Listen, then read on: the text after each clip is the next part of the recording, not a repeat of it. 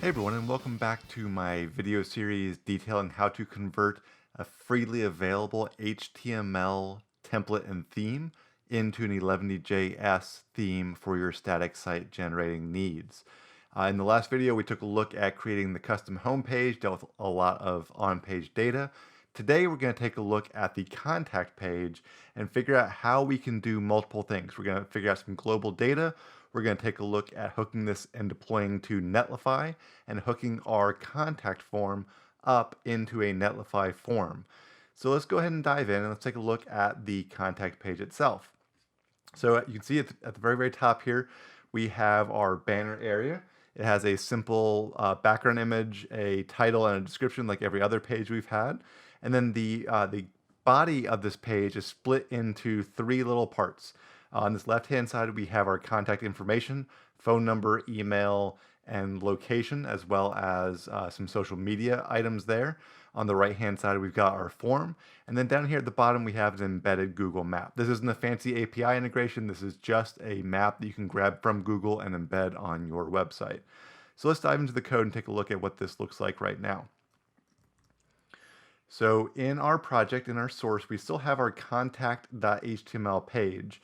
And we have the basics of this set up already. We have our title, description, and background image, all from when we converted everything over from HTML directly into that base.nunjux template in our layouts. In today's episode, the first thing we're going to do is going to convert our data into either front matter data or more likely a global data object that we're going to create.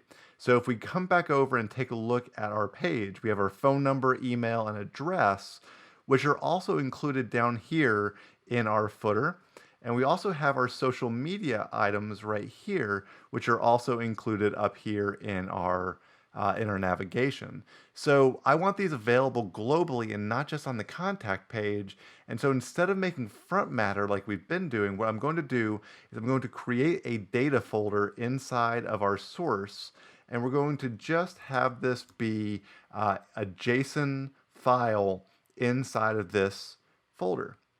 So I'm going to call this, I don't know, we'll call it settings.json. And then inside that is just going to be a standard JSON object.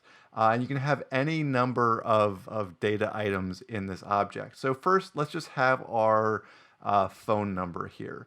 And let me go grab that data from our template and just paste it on in here. And let's format that a little better because it didn't quite copy over like I want it.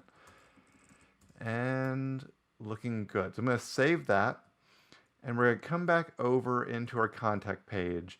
And whatever we call our file is actually going to be the variable we'll use to access all of the sub items in that. So we're going to come in here, we're going to delete the phone number, and inside of our curly braces, we are going to have a settings.phone variable. Save that in, make sure it is processing down below, refresh, and now it looks like it is saved over. And just to confirm, we'll come into our data and we will just maybe remove that plus and the country code. Let's say this is a US based phone number, and we'll just have it look like that in our formatting. And there it is. So now we have this globally available object for all of our data. So let's go ahead and copy and paste over the email and our address as well. So phone number, we've got our email.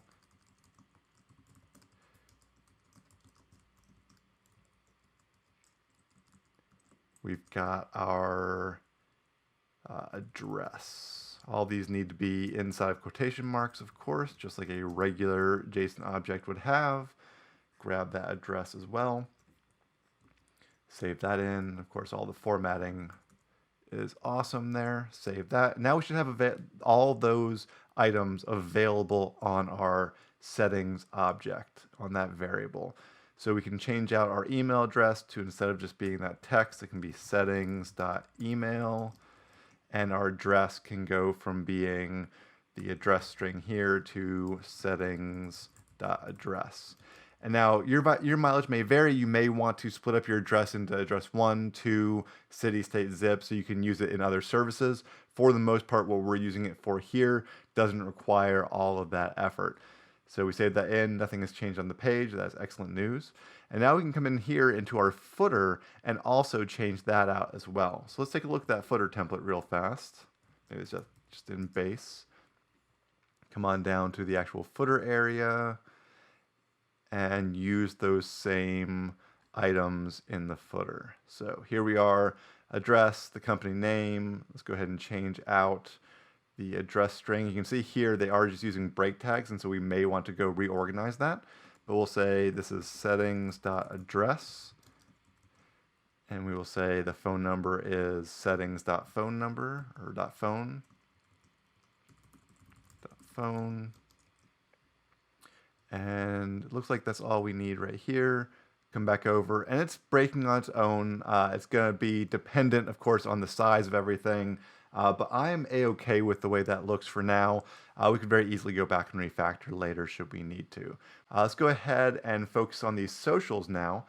We could either create a whole new data object, new data file in our data folder, or create a new object inside of our settings so that they're all kind of stored in one spot. We're going to go ahead and give a new line. We're going to add a new item. It's going to be socials. And then inside that socials, we're going to build out our array of social objects here. So this object is going to contain two items. Each one of these will. The social name, which will be Facebook, Twitter, etc. And so let's go ahead and have this one be Facebook. And our social URL. So we'll have this be, so instead of social name, since it's going to be inside of an item already, we'll just have it be name and, not name. And our URL, which will be, for now, facebook.com. And we'll do the same thing. We'll create a new one, and it will just be for our Twitter URL. So this will be named Twitter and twitter.com for now. Again, whatever data you need in the future is going to be up to you and your client. So we'll go ahead and come back to our contact page, and right here where we've got all these anchor tags for our social, this is in div class single info h5 social. Instead of having these called out individually, now we can loop through them since they're in an array in our data. So we can use a nunjux for tag for social in settings.socials. And of course, don't forget your end for down here at the bottom. We can come in and we can say, all right, I want you to be an anchor tag. Inside of your href, I want it to be the social.url. And then you can see we have these FAs down here, FA-Facebook. We can actually use that string that we put in for the name and have that be in here as well. So we'll have class equals FA space FA dash social.url, and this is or social.name. This is very reminiscent of what we did in the previous videos around some of the other font awesome iconography that we had in the past. So let's save that in, see what we got. All right, we got Facebook and Twitter now both showing up twice. That is perfect. That's what we want to see. And we can come in, we can go ahead and delete these other anchor tags that we had before. So now this will render on the fly from that array. And if you need to add a new social item, you can go into that array and build it in the object itself. And of course, just like we did before with our address, we can come into our footer. We can find those socials down here as well. Where were those? Let's see. Oh, that's right. They're not in the footer. They're in the header. So let's go to our navigation. Look for social, header-social. And then again, do that same for loop here. And since it's a globally available object, we can just do that same for social in settings.socials and for can have our anchor. Href is going to be our social.url, and the class will be FA and then FA-social.name.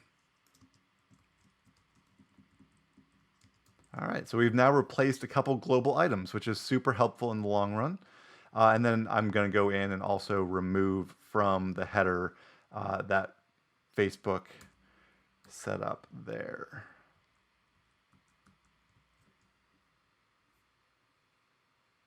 All right, we have lost our socials, so I've probably typoed. Yep, there's an extra T in settings there. And there they are back again. So now consistently throughout the site, wherever we're calling our socials, we now have a Facebook and Twitter icon. So next we're going to skip over this contact form because you're going to see that's going to be super easy with Netlify and we don't have to worry about it too much. And we want to go ahead and get this embeddable area down here in the footer of the contact page. If you want this to be inside of every page, you'd obviously want to move that to your globals as well inside your settings. But in this case, we can just have the embed here. Now, we could leave this as just the iframe on the page, and there's nothing wrong with that. However, I do want to make this as CMS editable as possible later on. So let's go ahead and have this source be a variable on the page as well. And so we'll have it be called, maybe just Google Map, like that, in that camel case style. So Google Map just takes a string of that entire URL. If I've done my job properly, we should still have a map. We do, excellent news, and we are good to go with that. So we can definitely leave this as the markdown file, as this HTML file. We can also extract it out into a template. I think I'm going to leave it as HTML for now. We may change that up when we get into creating our CMS editable page. But for now, all right, so now that we have our contact page set up and ready to go, it's time to go ahead and publish this so we can take full advantage of the Netlify forms that we want to take advantage of. To do that, first and foremost, we need to go ahead and move in and set this up as a GitHub project. So I'm going to open up a new terminal window, and I'm just going to go ahead and git init inside of this. And then we also need a git ignore so that we can ignore a few of the directories that we don't need in our GitHub repository. So let's go ahead and set that up. Git ignore file. And then inside this, we're going to simply have our node modules, because that is way too big to be stored in Git. We're going to also have our underscore site folder. That's the folder that our project is compiling into. We don't need that because that's going to happen on the fly in our CI interface in Netlify. So now that we've got those two entered in, I'm going to go ahead and come back in, and we're going to go and git commit. We're going to add everything in there. So git add everything, git commit our initial commit. And we're going to push this up to GitHub. So let's go ahead and move into GitHub, add a new repository for clientsite.com. Create that repository and then add that origin and push our commits up to master. All right, so from here, we can then install our Netlify dev CLI. Netlify itself comes with a lovely command line interface that does a lot of the work for us and things that we need to do. That way we don't have to manage it in our interface, in the GUI interface online. So I'm just going to run sudo npm install -g globally Netlify-CLI, and that's going to install the Netlify package globally for me so I can use it in all my projects.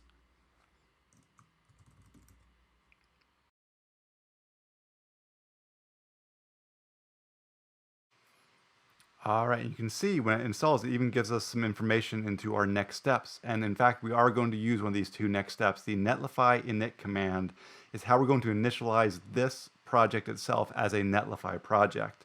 So I run Netlify space init. It's going to ask us some questions in order for us to set this up in the Netlify platform. All right, so first and foremost, it wants to know if we're going to connect this using an existing site or create and configure a new site. For us, we are going to create and configure a new site. It's going to ask for a team. If you had multiple teams, you could select it by choosing arrows. In my case, I only have my personal team in Netlify. We can choose a site name, which is optional, but it's going to create the URL for Netlify based on this. So I think it's going to be easiest to remember if we call this client site recording, and that will make that our URL in Netlify. You can see here it is client-site-recording.netlify.com.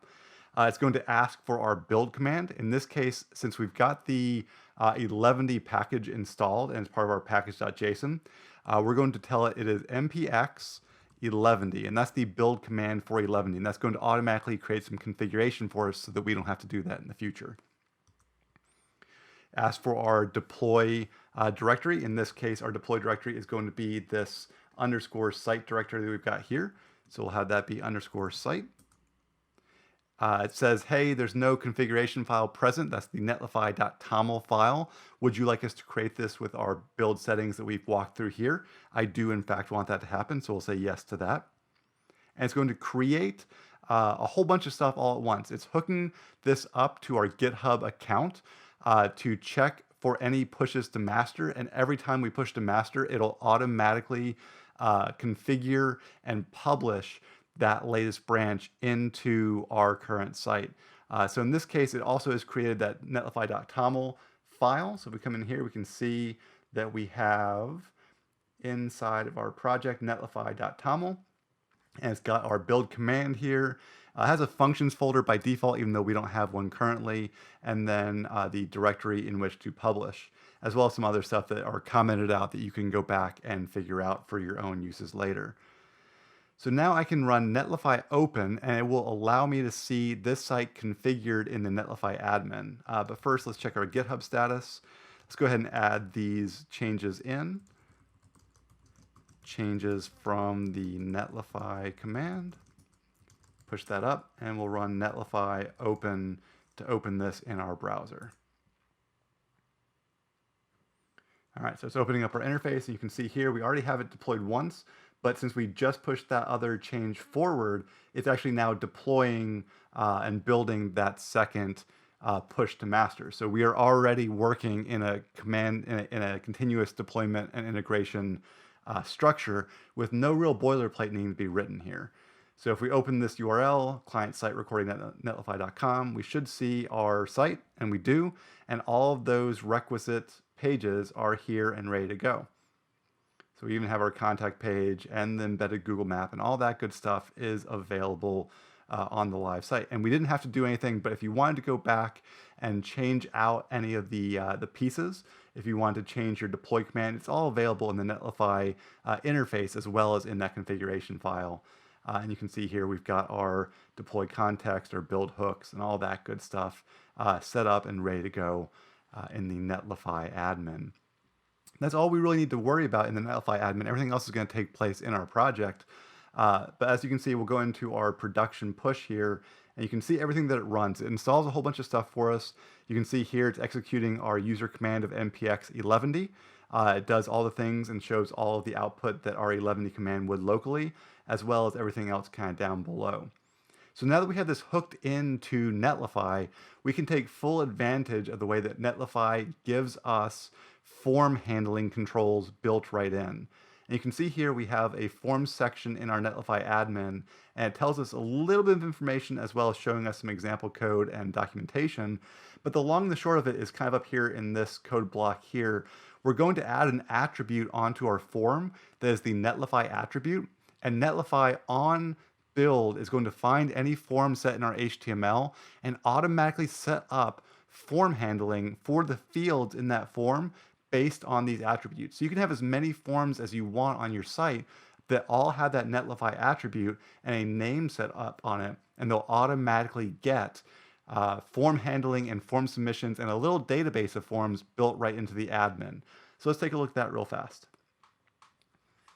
So we'll come back in, we will go to our contact page, and what we can do is find our form, and you can see here we've got our form action, as well as we're going to add a Netlify attribute. You can set, I believe, as Netlify equals true if you like to have a value, but HTML5 attributes can be single word attributes as well.